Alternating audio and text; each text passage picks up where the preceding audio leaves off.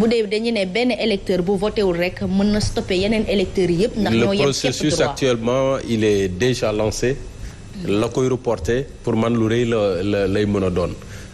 J'accepte bien cette complainte devant l'Union européenne. Parce que quand même il faut le rappeler l'Union européenne a joué un grand rôle. ci suñu fichier électoral bi. jamono dañ koy auditer jamono ji nga xam ne ñu ngi ko doon disons oui audit. L'Union européenne justement a contribué avec ses experts mais également financièrement. Et je pense que c'est tout à fait raison que ku gisul sa bopp ci fichier bi nga dem wax ci ak Union européenne parce que ñoom dimbali woon nañu Sénégal bokkoon nañu ci partenaires yi nga xam ne taxawoon nañu ci wetu Sénégal pour justement pouvoir ak opposition mën a déggoo ci auditu fichier bi avec ña ko war a def ba sax rapport mujjee woon cee am avec plusieurs choses qui ont été rectifiées réaménagées revues autour de ce fichier électoral. Je pense que c'est très important parce que doublon yi c'est pas la première fois. Il y a des gens qui sont décédés qu'il fallait extraire du fichier. Il y a des gens yoo xam ne peut-être seen situation mayu leen woon ñu bokk ci fichier bi. Tout ça a été revu autour d'un audit et cet audit justement l'Union européenne y avait grandement participé. Donc c'est tout à fait normal que ñoom opposition bi rawatina les candidats yi nga xam ne dañ leen a recalé sous prétexte que fichier électoral bi moo leen éliminé sous prétexte qu'il y a eu des électeurs introuvables et la tribune affiche un chiffre de 900 000 c'est un gros chiffre. C'est énorme. Mais c'est tout à fait normal que justement ñu dem wax ak ay partenaires au Sénégal parce que aujourd'hui c'est ce fichier là qui pose problème. En tout cas selon plusieurs candidats. Et donc c'est une occasion pour vraiment ñu taxaw mën cee waxtaan mais puisque le processus est lancé lan moo mën a taxawal processus bi ak nu muy taxawee qui doit intervenir je pense que c'est a priori le chef de l'État.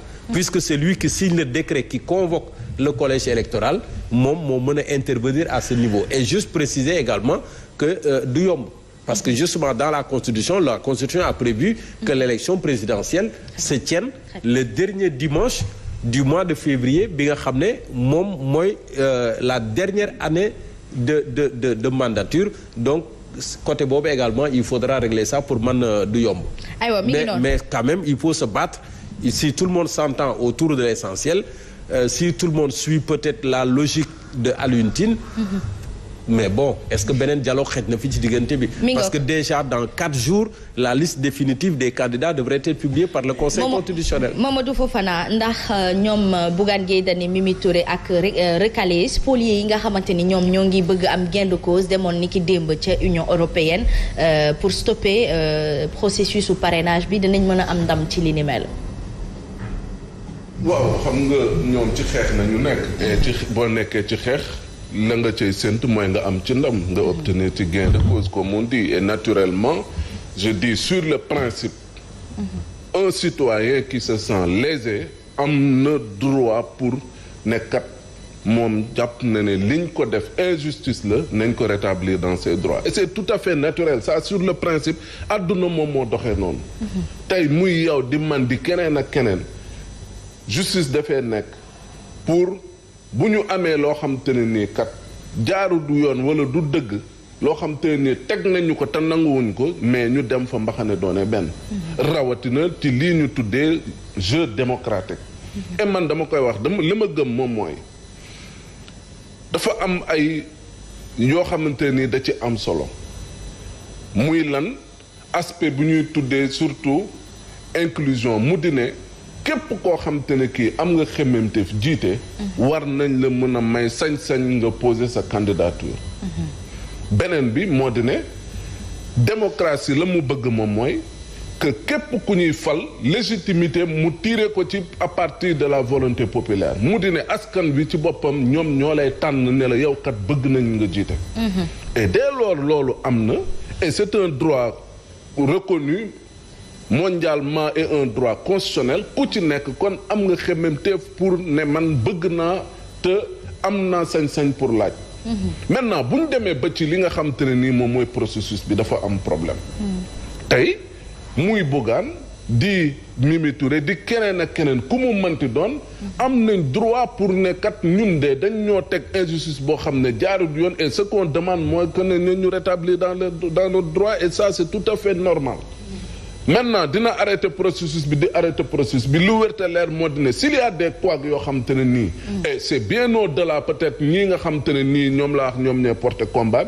bi ñeneen ñi nga xam ne c'est des recalés d'autres candidats nee nañ avec le fichier il y a véritablement des problèmes mais il faudrait revoir donc dans ce cas les choses mënuñu continuer ci ay difficultés wala ci ay impairs yoo xam te ne nii c'est pas une seule ou deux ou trois personnes qui l'ont soulevé c'est pratiquement beaucoup de candidats yoo xam ne soulevé nañ wax nañ ne fichier bi dafa am problème mais mënuñu continuer comme ça et d'autant plus que ñenn ñi nee nañ dañ leen a léser kon war nañ leen mën a delloo ci li nga xam te ne nii loolu nañ bëgg beneen bi et on a le temps beneen bi fa lay terminer mooy dem ci Union européenne Simon rappelé na ko fii ku nekk ci combat da ngay xool allié bi nga xam te ne nii teykat boo fa demee dina la mën a dimbali ci sa xeex pour nga mën ci am gain de cause et naturellement Union européenne xam nañ ko nekk na koo xam te ne kii ku am kàddu la ci Sénégal bokk ci partenaires yu gën a am doole yu gën a am solo Sénégal et mën a également influer ci li nga xam te ne nii moom mooy ci lu bëri loo xam te ne nii tey ñun ñu ngi ko nekk di ko dund au Sénégal. donc naturellement loolu lu war la loo xam te ne nii ku ci nekk am nga ci. Fabrice Nguema mënees nañ kon sukkandiku ci fi Mamadou Fofana daanele foofu laay yëkkatee ñoom il leur revient de droit de revendiquer seen candidature à la candidature. Absolument. À l'image justement de Mary Teuw Niane professeur bi nga xamante ne titulaire bi nga xamante ni moom gisul boppam ci fichier électoral bi nga xamante ni moom yàgg na cee voté. mais non mais c'est des actes quand même qui posent problème xam nga bon. Des histoires comme le fichier électoral, des histoires comme le processus électoral, c'est vrai que zéro contestation amul. Mais même Dieu est contesté par les athées. Voilà, zéro contestation amul. Mais à ce niveau de contestation, il faut qu'on marque le pas. Parce que ni les arguments qu'ils mettent, qu'ils posent, c'est quand même des arguments plus ou moins béton. Parce que Mary Teuw Niane, il a fait un exposé avec écran et tout ce que tu veux. Il y a d'autres aussi qui sont venus qui ont dit mais attends, mais l'information, Abdourahmane Diouf, mais le problème c'est quoi? En réalité, bon, c'est pas le Conseil constitutionnel. En fait, le problème c'est au niveau de l'informaticien là. Informaticien boobu xaw ndax ji voilà. Et puis aussi, il n'y a pas une contre-expertise. Voilà. Certains vous diront que non, il faut informaticien boobu c'est pas quelqu'un qu'on dit bon asma yow xamoo informaticien waa xam naa benn bu dëkk fii Birkilane waaw c'est pas ça mais il faut un appel d'offres. Il y en a qui vous disent par exemple que il faut un appel d'offres international pour qu'au moins on ait un informaticien chevronné parce que ku ko wax par exemple Charles-Émile Abdou Ciss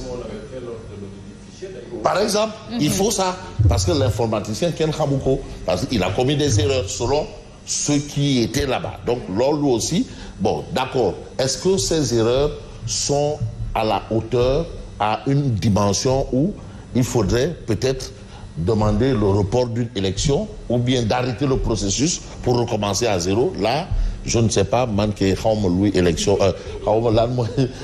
je laisse ça aux experts électoraux. C'est eux qui maîtrisent. Est-ce possible ou pas? Voilà.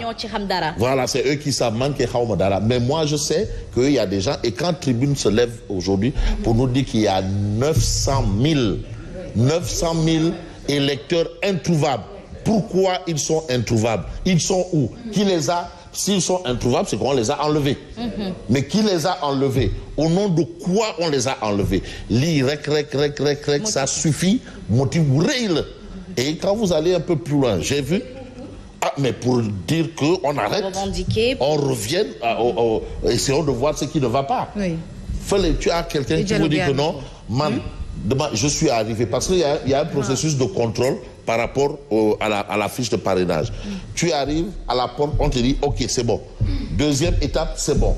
Maintenant, quand tu prends une clé et que tu introduis, on te dit que non, ben nos colonnes vont disparaître. Colonnes vont disparaître. C'est des questions, quoi. Il y a des choses. Moi, je ne suis pas informaticien. Très bien. Je m'y connais, mais c'est des questions qu'on devrait se poser juste pour juste une virgule, et virgule, point de suspension, point final.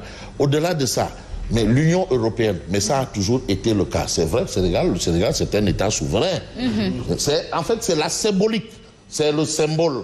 Aller vers les représentations des institutions ou les représentations pour dire voilà la situation du Sénégal, c'est justement pour que ces gens remontent les informations au niveau supérieur, mais c'est un symbole. Mais le Sénégal est un État souverain et ce n'est pas un acte banal, mais tout compte fait, il y a quand même matière à débat.